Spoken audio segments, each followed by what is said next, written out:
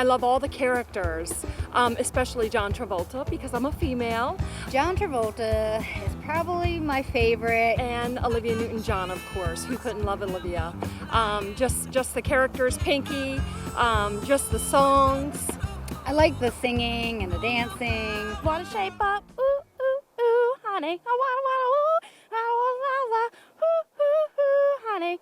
Wanna believe that song there.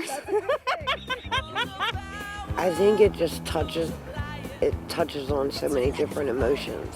You know, I can kind of relate to the drama part of it and the characters. So, yeah, it brings back memories of my high school days. My favorite song has to be Hopelessly Devoted to You. It's just the way she sings it is so beautifully done. As somebody like all of us who has gone through heartbreak, I may or may not have cried in my bedroom singing to that. It's a classic movie because everybody would love to watch it. It's actually one of the first films that got me interested in theater as a kid. It got me interested in like art and music and things like that. So Grease has always been really fun for me personally. It's a good classic to throw on. Oh, wonderful memories there. You know, the movie Grease was successful both critically and commercially.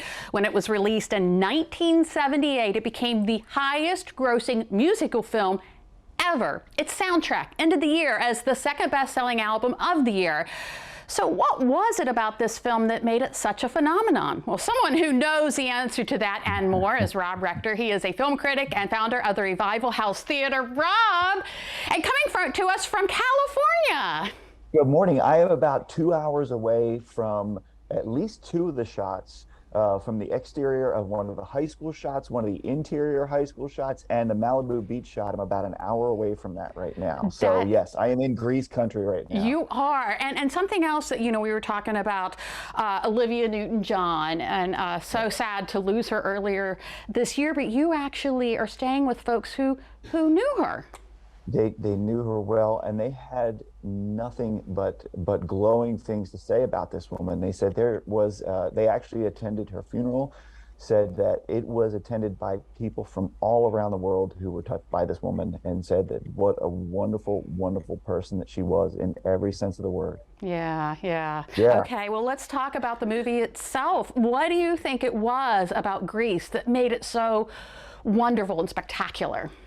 You know what? It's funny because it was not that critically acclaimed when it was released. In fact, a lot of the major critics had kind of doused on it a little bit, but it tapped into a cultural zeitgeist at the time, and I think a lot of the younger audiences just really picked up on that because there was kind of an anti-authoritarian vibe streak going through it, and I think a lot of people really just kind of attached themselves to it. Plus, the music was just so infectious. Like you said, it was one of the highest grossing musicals of all time, and it was the highest grossing film of 1978. I mean, it beat out Animal House and Close Encounters of the Third Kind.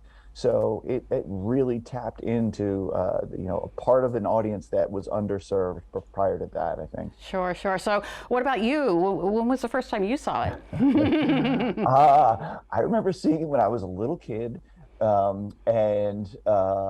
had no idea all of the more adult humor to it just kind of went right over my head, and I was in love with Sandy just as every other boy in America was at that point.